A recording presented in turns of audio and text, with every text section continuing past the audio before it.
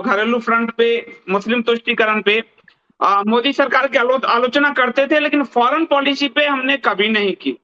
लेकिन आज मोदी सरकार ने वो डिजास्टर साबित कर दिया कि उनकी फॉरेन पॉलिसी जो है मिडिल ईस्ट तय कर रहा है। और मुझे इसमें आपको सर बुलाने का सबसे बड़ा कारण तो यही मुझे था मेरे लिए कि जो वेस्टेड इंटरेस्ट है मिडिल ईस्ट का, वो कश्मीर में निवेश कर रहा है। जो लोग ये तर्क दे रहे हैं कि यहाँ निवेश आ रहा है, मिडिल ईस्ट में हमारे मजदूर काम कर रहे हैं, मिडिल ईस्ट में हमारे मजदूर पहले भी काम करते रहे, निवेश आता रहा, लेकिन जो कश्मीर घाटी को सर जिस तरह से बंधक बनाने का प्रयास हो रहा है, और सारे निवेश मिडिल ईस्ट से आ रहे हैं, अरब का, संयुक्त अरब अमीरात का, तो डिक्लेयर्ड है। ये मुझे लिंक नजर आ रहा है सर, जो नुपुर वाले इशू को लेके, कि कहीं ना कहीं कश्मीर घाटी भविष्य में सर निकलेगा। ये बात मुझे अंदेशा हो जाता है कि कहीं ना कहीं कश्मीर घाटी जैसे पट्टे पे दिया जा रहा हो मिडिल ईस्ट को, वहाबिज्म को पट्टे पे दिया जा रहा है, और भविष्य में कह दिया जाएगा जैसे बांग्लादेश वाले भूमि के लिए कह दिया गया, अरे वो डिस्टर्ब भूमि थी, हमने दे दिया, लोग उस पर भी ताली बजाएंगे, अरे चलो सर दर्द खत्म हुआ। पाकिस्तान को और जो पान इस्लामिस्ट फोर्सेस हैं, उनको जो एक्सपीरियंस है भारत की हैंडलिंग, पर्टिकुलरली क्रिटिकल मुस्लिम इश्यूज को लेके, वो हैंडलिंग, वो एक्सपीरियंस है, उस एक्सपीरियंस का मैं आपको कुछ, जो ही 1971 वॉर हमने जीता और पाकिस्तान को हराया, 1971 के बाद एक ऐसी परिस्थिति का निर्माण हो गया जहां पे फारूक अब्दुल्ला को सीधा पाकिस्तान के, और ये रिकॉर्डेड है, पाकिस्तानी बुक्स में आया है कि उन्होंने उसको बुला के कैटेगोरिकली कहा कि भैया 10 साल हम कुछ नहीं कर पाएंगे, 10 साल आप अपने आप को संभालो, नेशनल कॉन्फ्रेंस को कहा। 1965 वॉर जब हुआ, उस वॉर से पहले शेख अब्दुल्ला हज करने के बहाने से सऊदी अरेबिया गए, इन्हीं एरियाज में गए, और उस वक्त जो पाकिस्तान के आईएसआई का डायरेक्टर था वो उससे मिला। अगेन ये पाकिस्तानी सूत्रों के हिसाब से मैं कह रहा हूं, उन्होंने, आरिफ जमाल ने तो पूरा इसको डॉक्यूमेंट करके वर्बैटम कन्वर्सेशन को भी निकाला है। जब वो उसको बोलते हैं कि भाई हम ऑपरेशन जिब्राल्टर करेंगे शेख अब्दुल्ला को, तो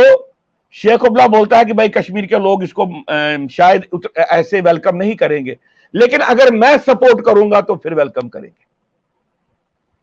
वो उसको बोलता है कि भाई मेरा सपोर्ट आपके लिए, मतलब ये बाय इंप्लीकेशन उसकी बात का था। फिर वो उनको बोलता है मैं आपका सपोर्ट करूंगा, लेकिन अब मैं जम्मू कश्मीर वापस नहीं जाना चाहता हूं, मुझे आप नॉर्दर्न एरियाज में ही रखे, और मैं यहां से आह्वान करूंगा कश्मीर के लोगों का कि आप बगावत में हिंदुस्तान के खिलाफ खड़ा हो जाओ।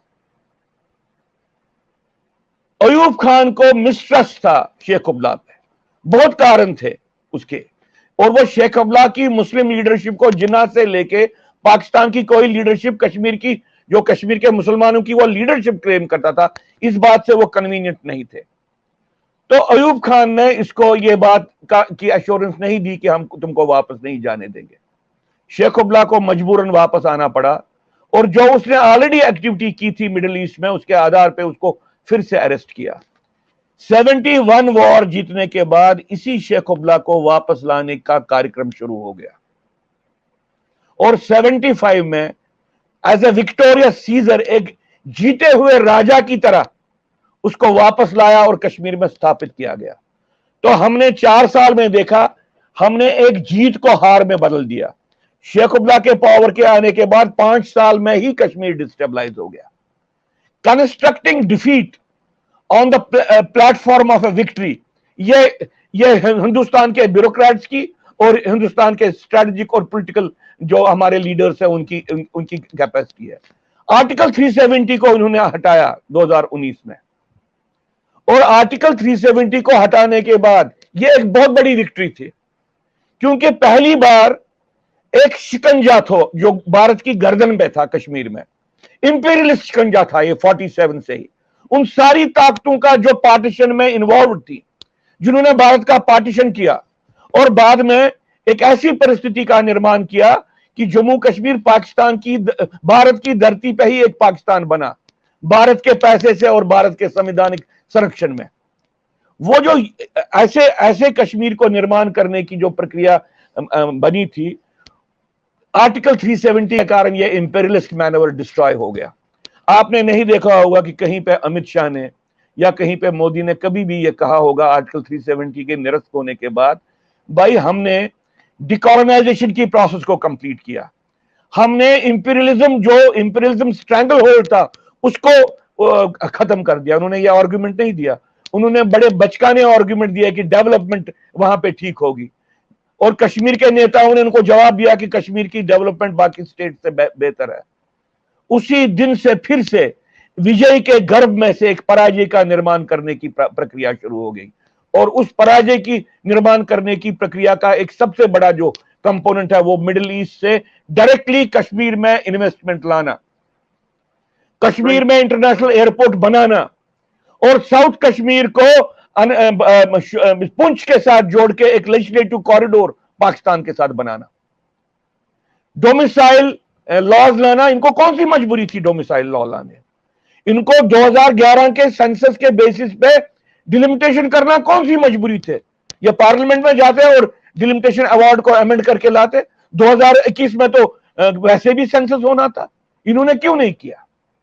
ये फिर से वही की जो 71 वॉर के बाद, जीतने के बाद, जो हम खुद अंदर से भारत की धरती पे ही एक पराजय का निर्माण करते हैं। ये वही बीमारी है, अक्रॉस द पॉलिटिकल स्पेक्ट्रम, ये वही बीमारी है।